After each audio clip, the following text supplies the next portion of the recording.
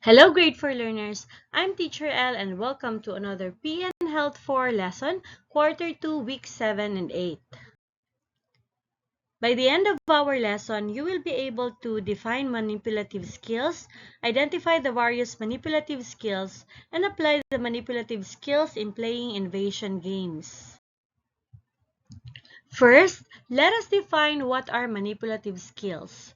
Manipulative skills refer to skills that require the use of the hands, feet, or other body parts to move or manipulate an object. These skills require the control of the body and the object.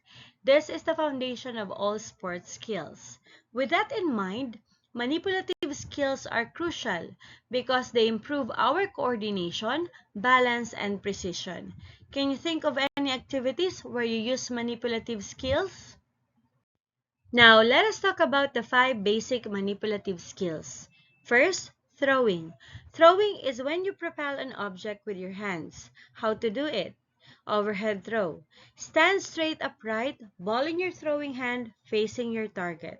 If you are throwing with your right hand, turn sideways 90 degrees to your right.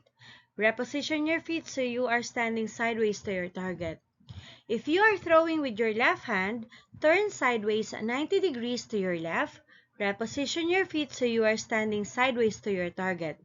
Make sure your feet are shoulders width apart. Lift your non-throwing arm to point at your target and shift your weight to your back foot. Lift your throwing hand so the ball is near your ear. Right ear if you are throwing with your right hand, left ear if you are throwing with your left hand. You are ready to throw. In one motion, shift your weight to your front foot, drop your pointing arm, and twist your torso as you bring your throwing arm over your shoulder to release the ball at your target. Second is catching. Catching is about receiving and controlling the object. How to do it? Move your body into the object's flight path. We often say get your body behind it so you aren't reaching sideways to catch it. If you get your body behind it and you miss your catch, your body will still stop it. Make sure the palms of your hands are facing forward. If the object is arriving at chest height or higher, your fingers should point up and your thumbs should be almost touching. Now, if the object is arriving below your chest, your fingers should point down and your two pinky fingers should be almost touching. Keep your eyes on the object and watch it all the way into your hands. As you receive the object with your hands, bring the object to your body. Third is kicking. Kicking is when you strike an object with your foot like in soccer. How to do it? Place the soccer ball on the ground and take 2 or 3 steps back. Are you kicking with your right foot? Then take one big step to the left. Are you kicking with your left foot? Now take one big step to the right. Look at your target, example the goal, and create a mental picture of the ball going there. Now drop your head, look at the ball, and step quickly towards it. Plant your non-kicking foot beside the ball, about 10 to 15 centimeter away.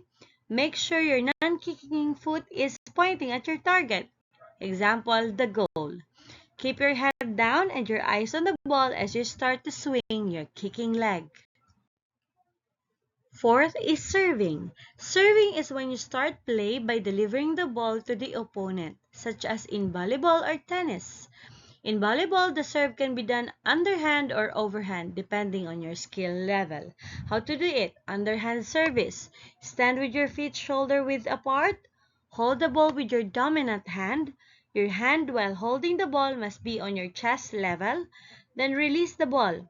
Swing your free hand at the back and hit the ball. Make the contact with ball slightly below the waist level. The ideal contact point is in front of your body and to the side. This ensures a smooth and accurate serve. Fifth, dribbling.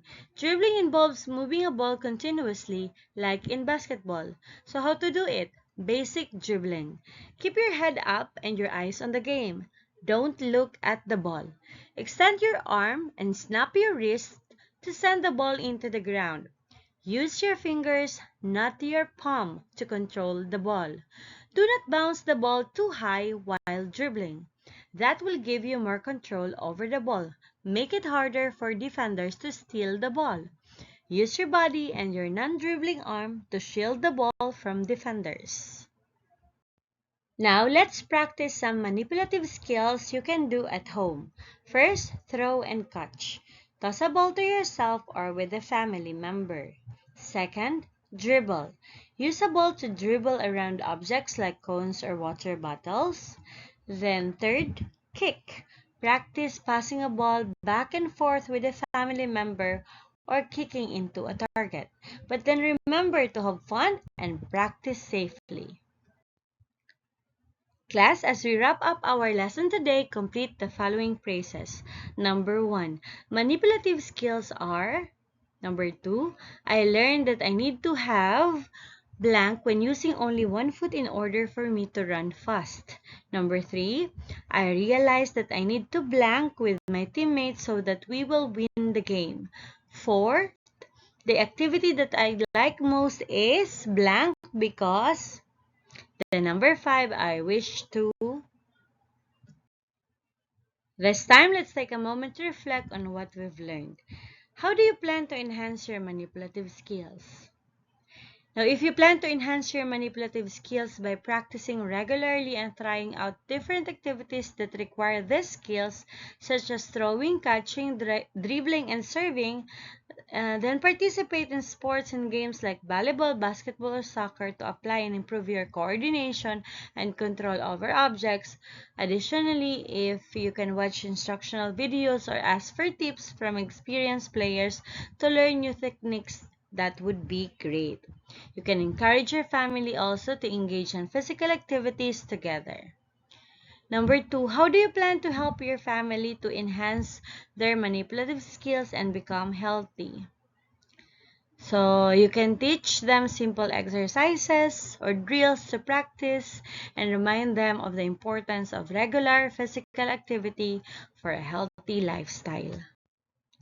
That's the end of our lesson for today. For activities involving manipulative skills in invasion games, we will tackle and perform that in school.